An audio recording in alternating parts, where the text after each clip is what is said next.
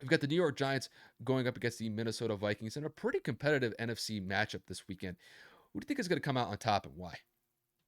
So I'm only going to go with Minnesota for the sake of, once again, New York's wide receiver core is at a bare minimum. And obviously, Daniel Jones has not done anything significant at the quarterback position for me to go and select them in this game. I mean, Daniel's good at escaping pressure, he's good at running the ball with his legs. He's also very good at, not turning it over. He hasn't had a lot of turnovers. I mean, he only has 4 interceptions this year. So again, that is huge. That is kind of breaking the narrative and the mold that he has had over the course of his career early on. So it's good to see that he's at least protecting the ball, but in terms of airing it out, distributing it to different receivers, throwing touchdowns, it's not looking good from a quarterback standpoint. Now, when you go to Minnesota, my only concern is their offensive line. Last week, the Colts were able to get to Kirk Cousins, I believe, 6 or 7 times. And the Colts do not have a good pass rush. So for that to happen, that is huge. However, the Giants defensive line has been very, very active as the season has gone on. Thibodeau has shown up their number one pick in this year's past draft. Obviously, you have Leonard Williams and a couple of other pass rushers that have been pivotal to the success of the Giants creating pressure, which is then forcing turnovers for their offense to move down the field. So Minnesota's defense is the biggest question mark for me. Minnesota's offensive line is the biggest question mark for me because I don't necessarily know if Kirk Cousins is going to have the time to get the ball to Justin Jefferson, to get the ball to Thielen, to create space for Dalvin Cook. So I think this is going to be a little bit more of a low scoring game than we originally anticipated, just for the sake of, is Minnesota's defense going to hold up? Excuse me, I keep saying defense. Is Minnesota's offensive line going to hold up? Or is the Giants' pass rush going to come through and make Kirk Cousins' life a living hell? Now, the bright side for Minnesota, this is not a primetime game. So, once again, Kirk Cousins does not have the light shining on him, especially after a big come from behind victory last week. I think that at the end of the day, Minnesota's got a little bit of momentum. I think the Giants still have a couple of pieces to really work with. I don't have faith that they're going to be able to do it just putting all the pressure on Saquon Barkley. Now, Minnesota's rush defense isn't exactly something to fear, so I think that they're going to feed Saquon early and continuously. See, words are just getting more and more difficult the more I speak as today goes on. Sorry, guys. I think that Saquon Barkley, he's got to have at least 125 yards for this to be competitive. They got to create play action. Daniel Jones is going to have to find a way to create some magic and really distribute the ball out there to the remaining receivers that he has available on this roster. So I think that this one will be probably for the score of, I don't know, 24-17, maybe even 24-14. I think that Minnesota holds on just because of the sheer offensive power of that tandem, not even that three-headed monster between Thielen, Cook, and Jefferson. And then you even throw Hawkinson in there, who has been just an incredible addition since he's been acquired from the Detroit Lions. But I got Minnesota moving on to 12-3, and unfortunately, the Giants falter to 8-6-1. Kev, I agree with you. I'm going to go with the Vikings as well in this game. It just comes down to the fact that Kirk Cousins is playing at a 1 o'clock time slot.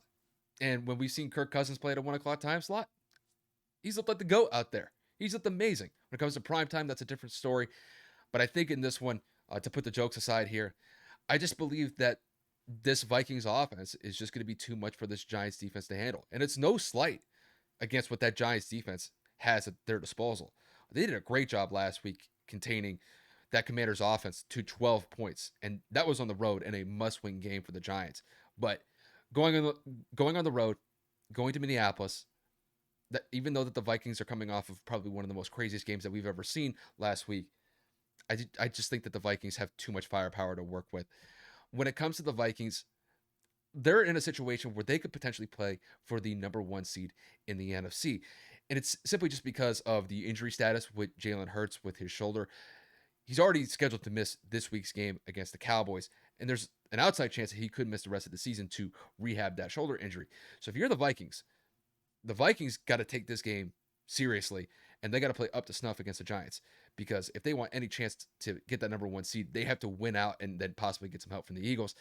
And I think in this game, the one thing that they have to look out for is this Giants defense. This Giants defense is no joke. The Giants offense, they're subpar, average, mediocre. You could basically describe it along those three words that I just used. But their defense is not. Their defense has been elite this year. And the reason why they've won most of their games this year has been because the defense has either stopped the opposing offense and they've been able to force some turnovers as well to get it back to that offense. And I think when it comes to the Vikings have to take that into account. I think they have to get off to a very fast start and get that defense on their heels to have success. Now, when it comes to the Giants have to win this game, I think, in really only one way. They have to slow the pace of the game down to keep that Vikings offense on the sideline, and they can't turn the ball over. If they're able to do those two things, I think they have a shot to win this game, but I think that's going to be too much of an uphill battle. I just have no faith in Daniel Jones to be able to lead this offense to put up enough points against the Vikings defense. And that's saying that the Vikings defense is, they're not the best defense to work with either.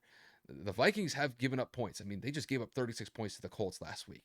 So there is a chance for the Giants to put up points in this game.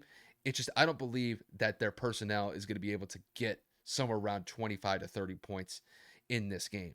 When it comes to the Vikings, I think the Vikings are going to be able to put up around 24, maybe 27 points in this game. And I think as long as Kirk Cousins stays away from turning the ball over and gets it to Justin Jefferson consistently, Adam Thielen here and there, feeds Dalvin Cook, whether in the run game or the passing game, I think it's going to work out to their benefit. And I think as long as the Vikings defense can maintain the Giants offense to around 14 to 20 points, I think they'll win this game relatively comfortably. I'm not going to say this is a runaway game. I think the Vikings will win this one by about 7 to 10 points. So there's a chance that this could be a two-possession game when it's all said and done. But if I had to put a score on it, I'm going to say the Vikings win this one by the score of, let's say, 24 to 17. I'm going to have this as a one-possession game when it's all said and done. I think the Vikings will be able to get some points on the board early. They're going to force that Giants defense on their heels and also their offense on their heels. And I just don't believe the Giants offense is going to be able to put up the necessary points to win this game. And if they turn the ball over against the Vikings, it'll just compound things and it'll make things a lot worse for the Giants. So as far as I see it, the Vikings improve going into the last couple weeks of the season, and the Giants, I think, falter in this one. That's just how I see it.